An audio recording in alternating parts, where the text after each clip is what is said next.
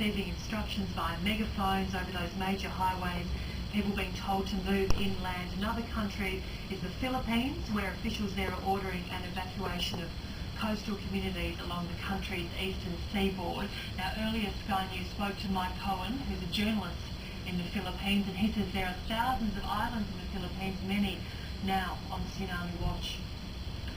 Well, right now, the primary concern of the Philippines is 230,000 Filipinos who live and work in Japan. But on top of that, here at home, what they're doing right now is evacuating 19 provinces that are along the Pacific coast of the country. Now, this affects a population of about 20 million people who live along these coastal areas. That goes from a range of about 1,000 kilometers in length from the northern tip of the Philippines, the Batanes Islands, which is just off Taiwan, all the way down to Mindanao, which is bordering almost Indonesia. So you can imagine with 7,000 islands in the Philippines, they're very worried about tsunamis. The alert was issued more than an hour ago, level 2, which means there is a mandatory evacuation in effect. The Philippine president was on television to tell people to calmly leave their homes. If they live along the coastal areas, if they're fishermen, come back to shore. The first warning signs have been issued that if immediately upon seeing a tide going down, or a low tide, a regular low tide, they are to immediately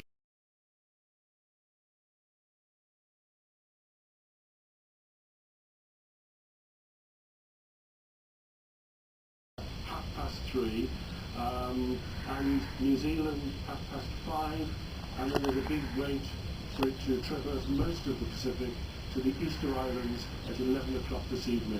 Okay, well, thanks for that. We're all the while following different elements of this story, and all the while, indeed, new pictures are coming in. These were actually some of the earliest pictures we took in here, but some of the most illustrative in terms of the force of the water coming ashore, sweeping vehicles, buildings, substantial buildings actually, with that unstoppable force of water, travelling by most guesstimates between 50 and 60 miles per hour.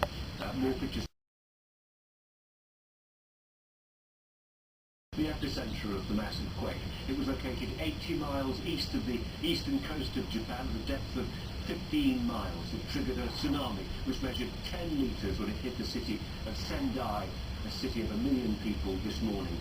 Experts say that at its source the tremor was 8,000 times stronger than the quake which devastated Christchurch last month. Which is going to strike in just under 20 minutes.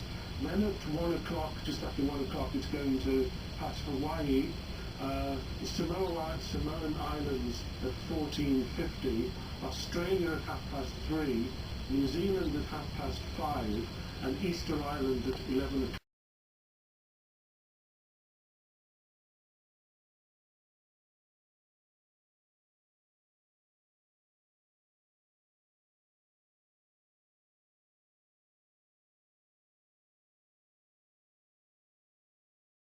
For any eventuality. Then following that, we heard from a spokesman from the nuclear study group who also said that they were still assessing what was going on and gathering information. Now, I'm sure you remember that what happened to this power plant during the quake is that it lost power, that its backup generators failed, and that resulted in station blackout, which is a very bad situation indeed in any nuclear power plant. It means that the cooling system essentially stops working. One possible scenario is a leakage that already seems to have taken place. The worst case scenario is some kind of meltdown. Now, my understanding of a meltdown is that the core of the nuclear power plant will turn into a molten mass. There will be the unchecked release of radiation, and that would breach the containment building. There was some speculation that had already happened, but this latest line seems to contradict that. What we're looking at is a leakage. The Japanese government is saying there's no danger beyond the area that it's already evacuated, which is a 6-mile radius around that plant, and thus far around 50,000 people have been evacuated from their homes. Now, this is an unspeakable tragedy for the people of Japan.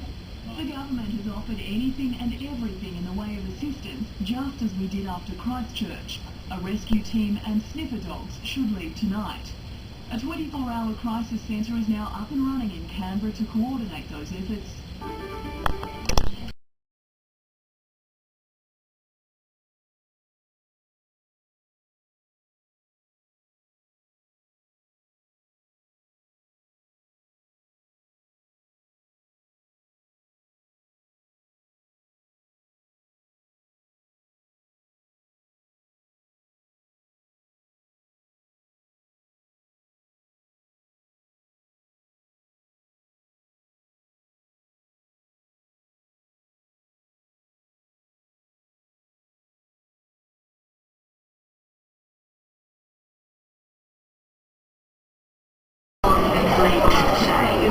happened to the delayed ability today with the problem getting on the ground? Sorry, so the first bit. Sorry, we were told yesterday that the search and rescue teams were likely to leave last night. Is there a reason why it's been pushed back to today? There were some defence operational issues which needed to be dealt with.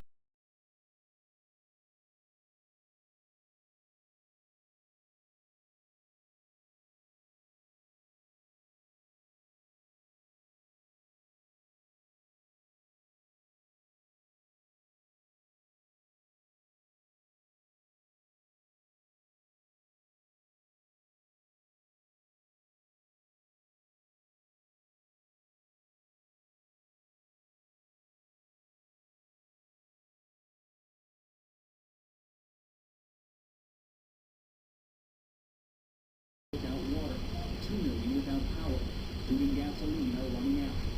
The Prime Minister is now calling this Japan's biggest crisis since World War II. But effort to look for survivors. The crews have a reputation as some of the world's best, but they know this task is one of the most daunting they've ever faced. The C-17 stumbled into an American airbase near Tokyo in Japan. On board, Australia's real rescue delivered to their 50 disaster zones in 3 months. Well, we'll have to make a big difference to the efforts of all around trying to put Japan back on the right foot again. They're from across the country. Sydney, Australia. Ambulance and fire crews from New South Wales, police from Canberra, and dog handlers from Queensland. The aim is to sniff out survivors. This afternoon, another disastrous development.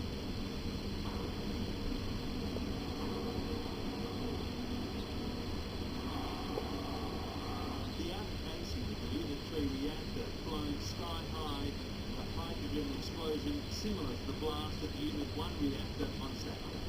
The container vessel is still safe.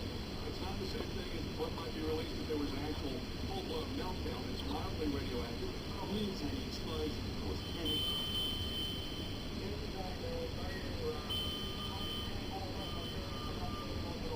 In one city, 47 kilometres from the plant, everyone was ordered to get off the street.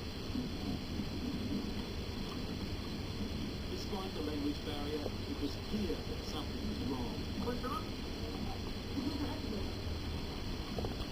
Residents were ushered into a government building. We just stopped and had a look at this image. You can see the damage of bus slammed into a building. But we've been watching rescue workers and they've just told us to leave. Believe it or not, another tsunami alert has been issued and these workers are now scrambling out of here, moving up to high ground.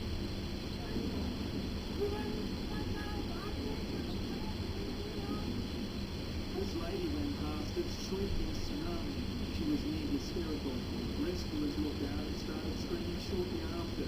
2 women were saved on a bridge right in the danger zone. ご自身が閉じ込められていたのです。An elderly person had been stuck in this car.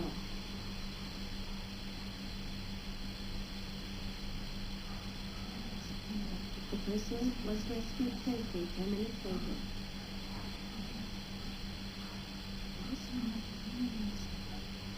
It turned out there were 3 elderly people.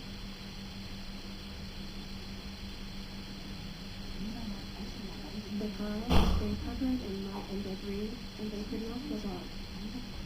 And for 20 hours, they were trapped in the car.